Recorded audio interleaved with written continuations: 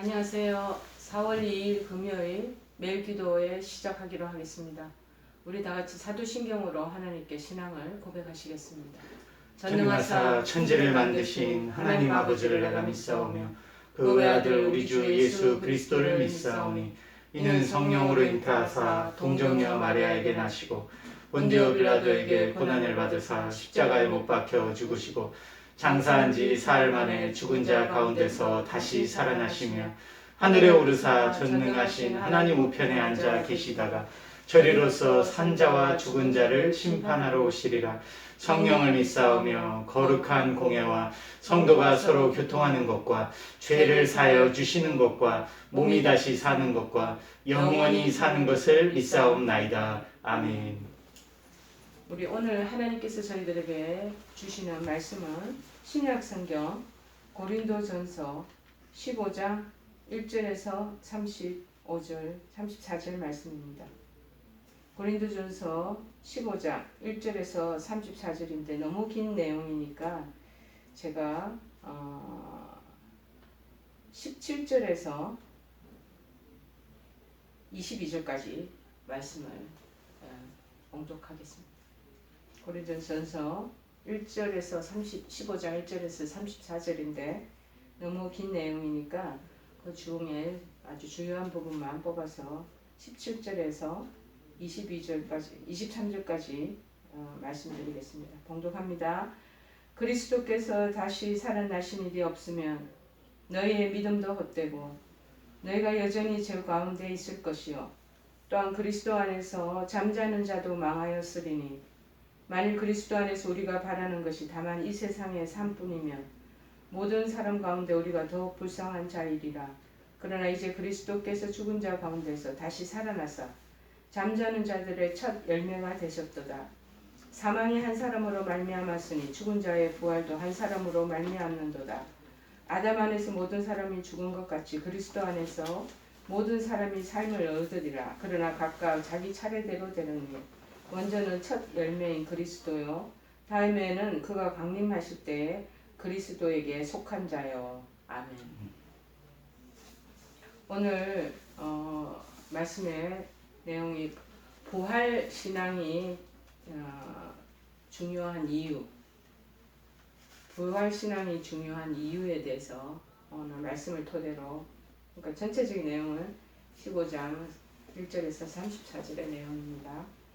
자, 한번 살펴보면 여러분 부활 신앙의 중요성에 대해서 생각해 본 적이 있으신지 없으신지 제가 질문을 여러분에게 각자 던져봅니다. 요즘 저희들 사순절기의 마지막 끝자락인 고난주간을 지나고 있지 않습니까? 그래서 곧 이제 부활이 가까워왔다라는 것을 거의 저희들이 실감하고 있습니다. 특별히 고난의 십자가의 그 예수님의 그 죽음이 이제 목요일, 금요일, 토요일 날 완전히 극에 달하고 절정에 이르고 무덤에 계시다가 그 다음에 4월 4일 이제 부활절 날 부활하시는 것입니다.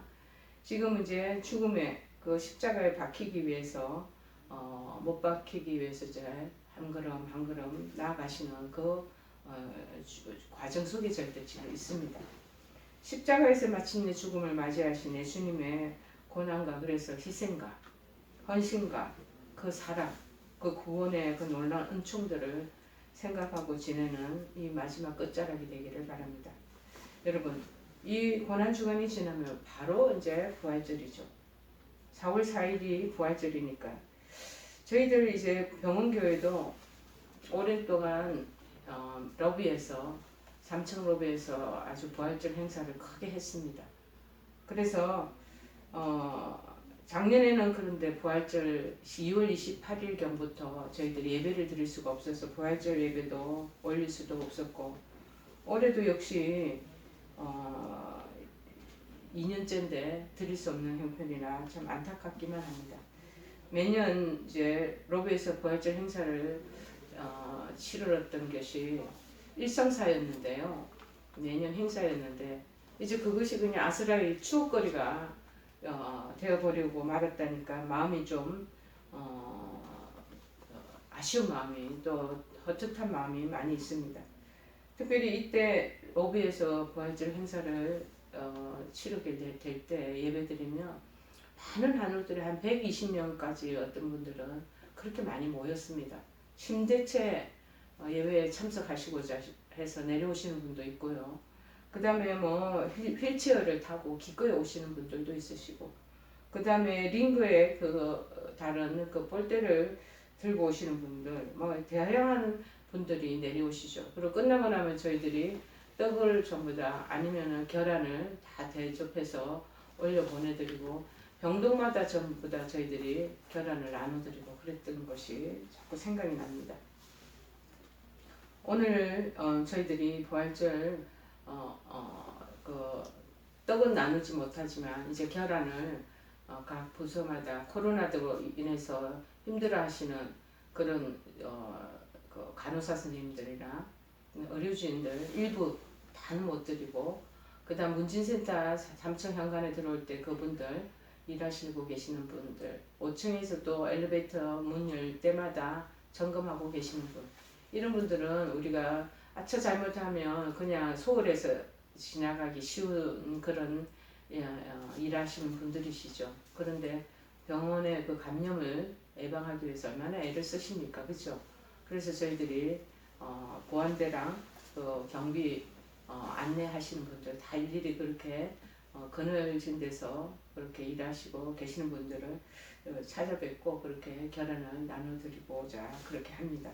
여러분, 매년 이 부활절을 교회에서도 엄청나게 칸타타를 준비하면서 행사를 치르기만 하지만, 정말 실상 진정으로 우리 자신이 죽었다가 장차 그리스도께서 재림하실 때에 부활할 것이라는 그 사실에 대해서 이분들이 정말 실감을 하고 계시고 마음에 믿음의 소망을 갖고 계시고 있는지, 그게 저는 좀 의문스럽습니다. 그리고 그 부활의 감격에, 그 부활신앙 속에서 하루하루를 살아가는 분들이 얼마나 많이 계실까 하는 퀘스천 마크를 또 제 나름대로 가지고 있습니다. 여러분, 그러나 부활신앙을 올바로 갖는다는 것은 매우 중요합니다. 이는 우리 주변에서 뜨거운 부활신앙을 소유한 자와 그렇지 못한 자의 생활 그 태도를 보더라도, 삶의 여정을 보더라도 금방 이것이 두드러지게 드러나게 되는 것입니다. 여러분, 부활신앙이 왜 그렇게 중요합니까? 오늘은 이에 대해서 한번 생각해 보겠습니다. 큰 테두리 두 가지로 나누어서 보겠는데요. 첫 번째가 뭐냐면 기독교 신앙의 가장 기초가 되기 때문입니다.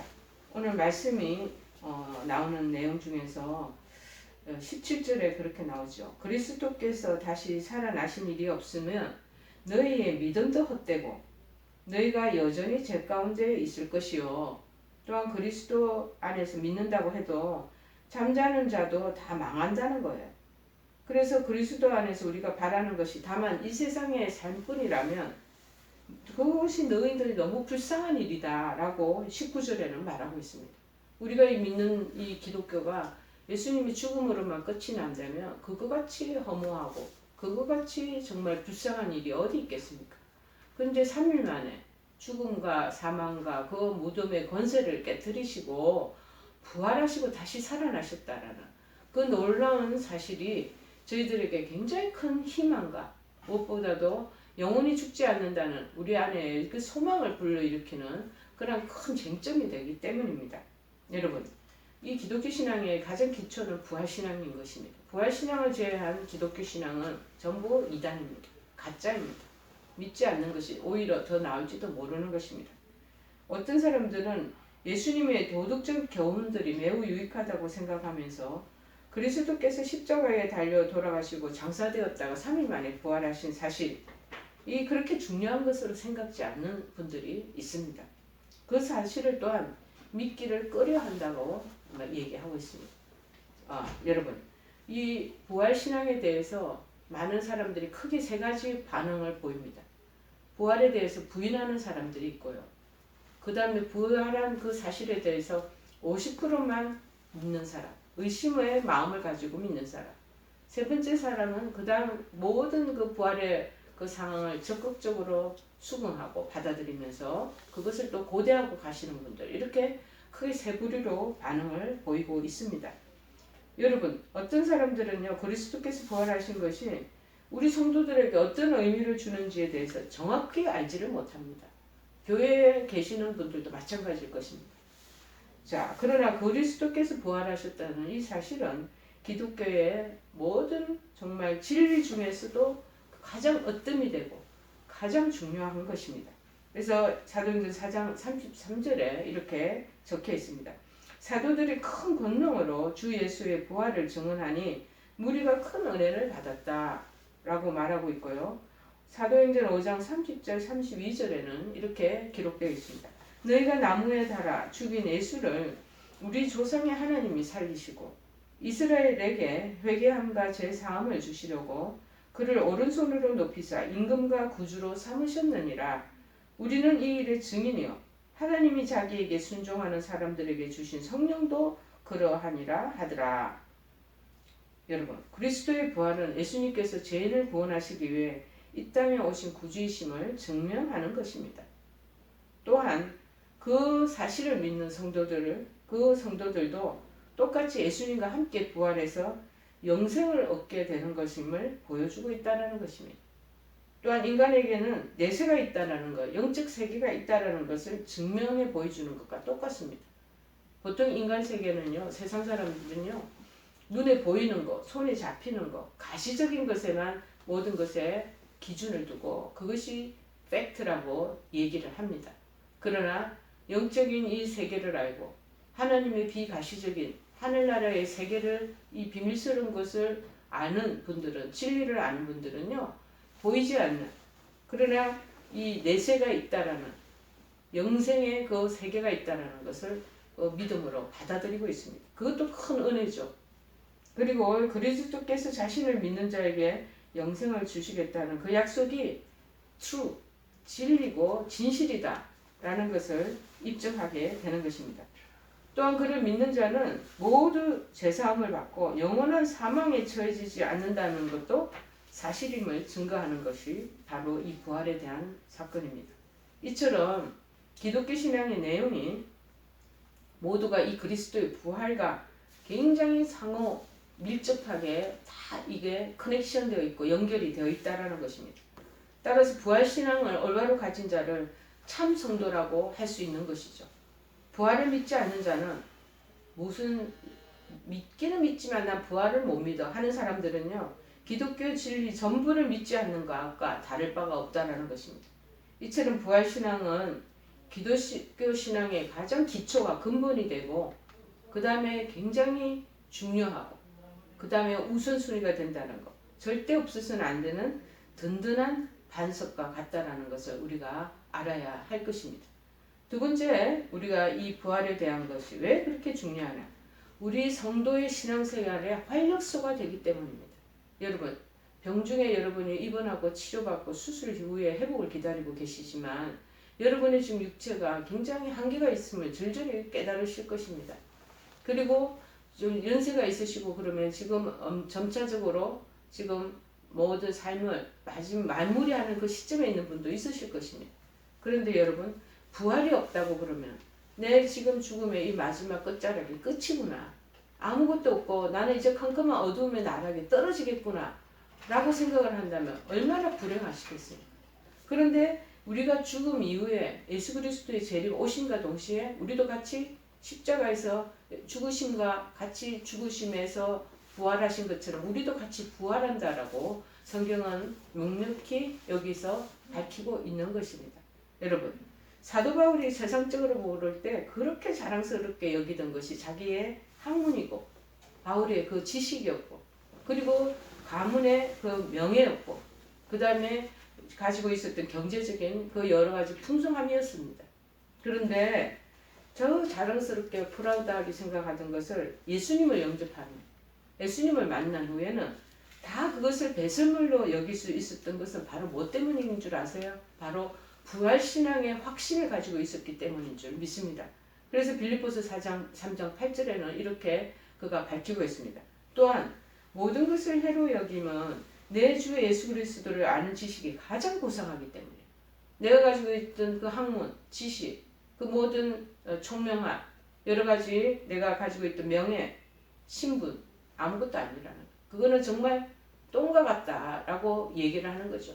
제일 고상한 것은 이 영적인 세계 안에서의 이 예수 그리스도의 죽음과 그리고 3일 만에 부활, 이것이 최고의 우리 인간과 온 우주의 모든 어떤 사변보다 굉장히 높은 그 위치에 최고의 정상에 있는 위치로서 가장 고상한 것이다. 그래서 내가 내 가지고 있던 모든 걸 잃어버리고 그것을 배설물로 여기면 그 대신 나는 그리스도를 얻었기 때문이다 라고 아주 당당하게 얘기를 하고 있습니다.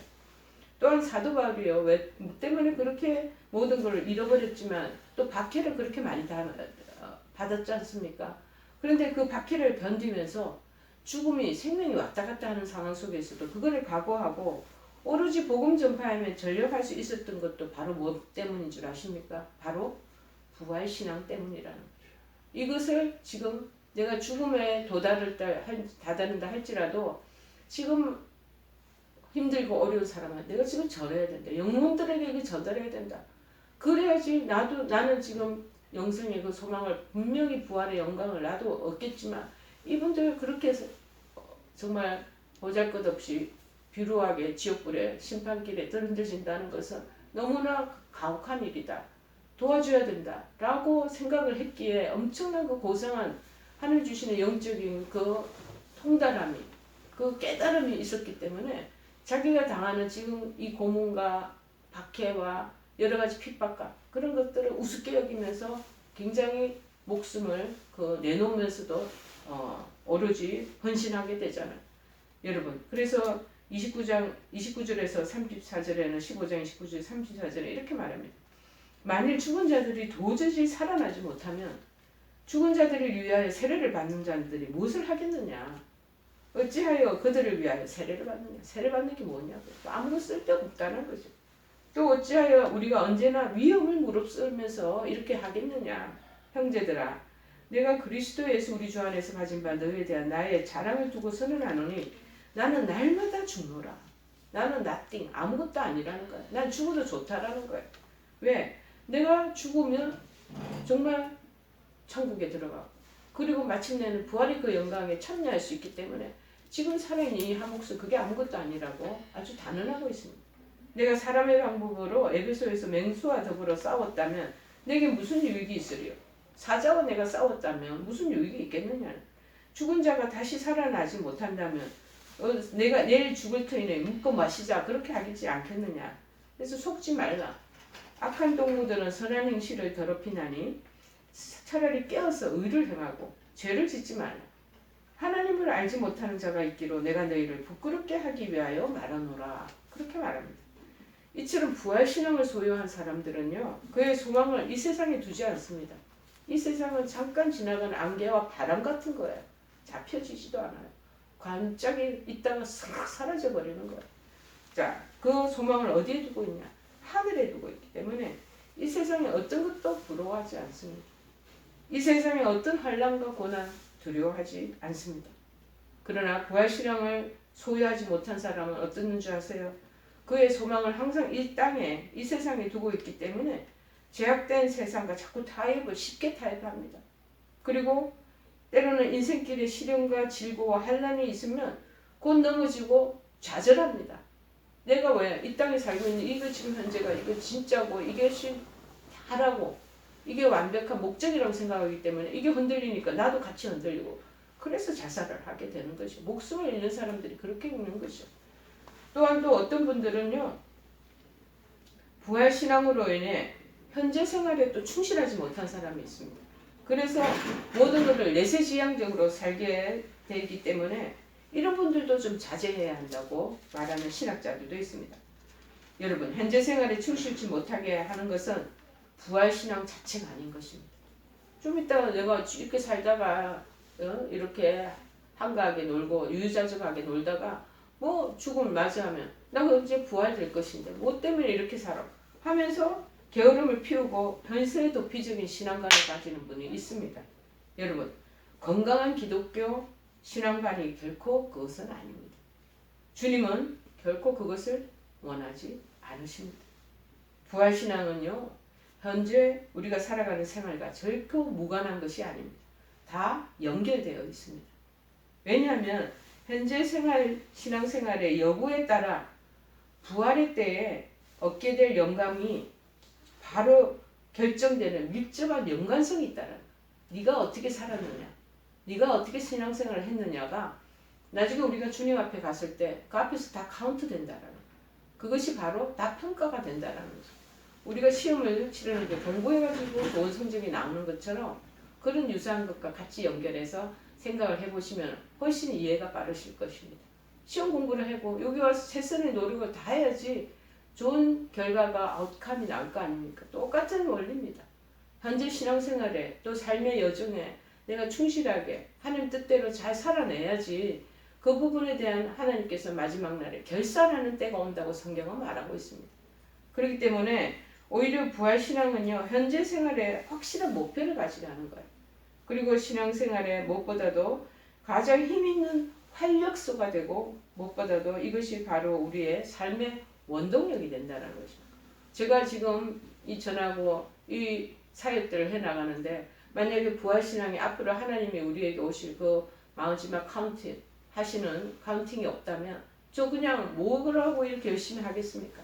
참으로 그 날을 바라보고 마음속으로 정말 기대하고 소망하고 있기 때문에 지금 현재 바울의 그 당하는 고통과 박해에 비하면 아무것도 아니지만 이렇게 모든 삶을 온전히 하나님 앞에 헌신하고 섬기며 나아가지 않겠습니까? 여러분, 우리 자신에게 이 계절에 이 시즌에 물어보시기를 바랍니다.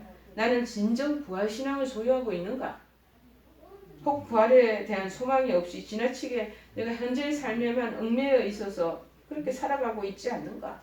세상과 타협하고 죄와 타협하고 그렇게 지나고 지금 그렇게 해서 먹고 놀고 자고 그렇게 기희낙낙하게 지나고 있지는 않는가? 돌아보시라는 거. 그거 나중에 하나님께서 다 보시고 카운트 하신다는 거. 여러분, 부활신앙 없는 사람들은요, 이 땅에서 당하는 환란이 있으면요, 그것이 영원한 멸망인 것처럼 그렇게 좌절하고 정말 힘들어합니다. 여러분, 아프고 힘든 여정 속에 있으시죠? 우리 부활신앙을 회복하시기를 바랍니다. 그래서 활기 있고 힘있는 신앙생활 그리고 예수 그리스도를 바라보는 마음으로 다시 여러분이 환원해 나가시기를 바랍니다. 오직 표대를 향해서 그리스도 예수 안에서 하나님이 위해서 부르신 부름의 상을 위하여 달려간 바울 사도와 같이 저희들도 동일한 그 자극과 도전과 은혜가 임하는 이 고난주간 되고 부활절 맞이하기 전에 우리의 마음가짐과 신앙 태도가 되기를 바랍니다. 우리 찬송가 145장 찬양하시겠습니다. 145장 오 거룩하신 주님 그 상하신 머리 조롱과 욕에 쌓여 가시관 쓰셨네 아침에처럼 밝은 주님의 얼굴이 고통과 치욕으로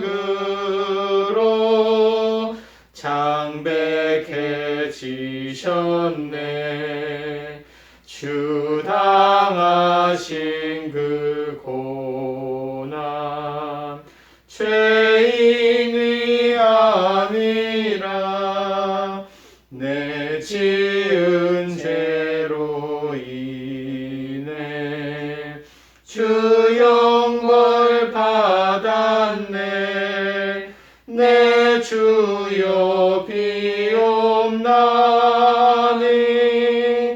이 약한 죄인을 은혜와 사랑으로 늘 지켜주소서.